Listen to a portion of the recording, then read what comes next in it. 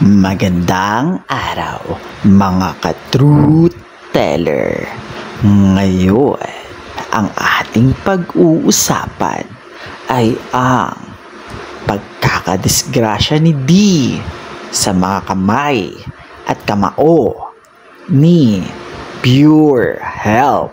Si Kalingap D ay nadisgrasya, nabalian ng ilong at nagkaroon ng tubig ang baga. Pero bakit ganoon? Ang taong nakapagdisgrasya sa kanya ay hindi man lang nakokonsensya. At ito nga, si Pure Health. Sa mga hindi nga nakakaalam ay nadisgrasya ni Pure Health si Kalingap D sa paglalaro nila ng basketball. Tinamaan niya ang ilong nito ng kanyang kamao. Pero ang pinagtataka ng mga marami ay bakit hindi makitaan ng pag-aalala si Pure Health sa taong nadisgrasya niya? Napunta nga sa critical na kondisyon si Kalingap D.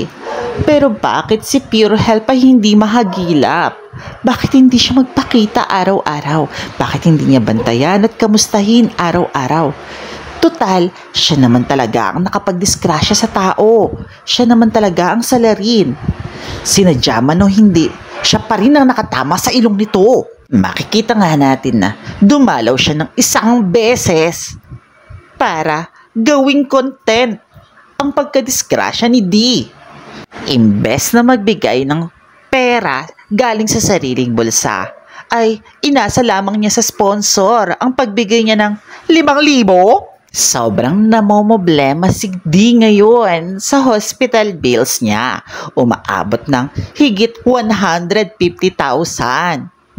Hindi ba't dapat isa si Pure Health sa naghahagilap ng pera para makatulong kay Kalingap D? Hindi yung iaasa lamang sa sponsor at mag-abot ng 5,000? At ang pinakagrabe pa sa lahat ay ginawa niya pang content yung pagkadisgrasya ni D.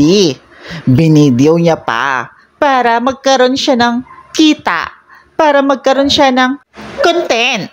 Parang sa daan lamang yan. Kapag nakapagdisgrasya ka, sinadya mo man o hindi, ikaw at ikaw pa rin ang mananagot sa gastusin.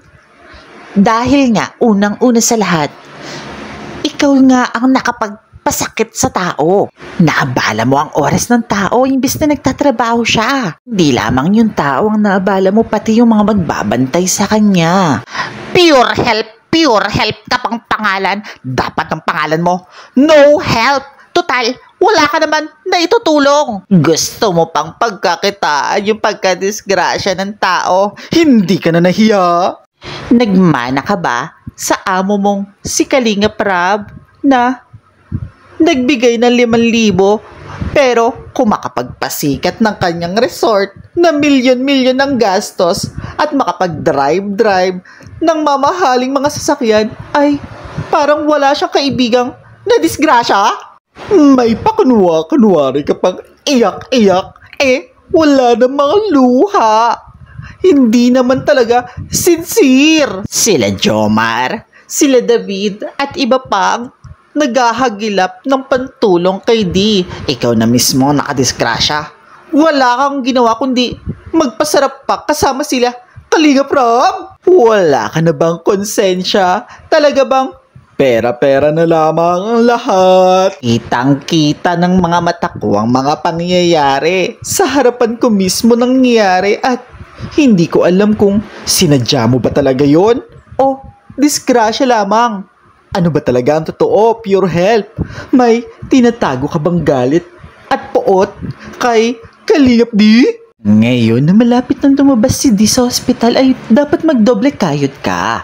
Kung magbablog ka, ipakita mo na yung pera galing sa sarili mong bulsa. Doon, malilinis ang pangalan mo.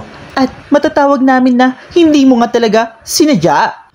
O siya, mga ka-truth teller, maraming salamat sa panonood. Mag-subscribe na kayo at mag-comment. Hanggang sa muli, mga ka-truth teller. Mag-click na kayo ng notification bell para lagi kayong updated. Later!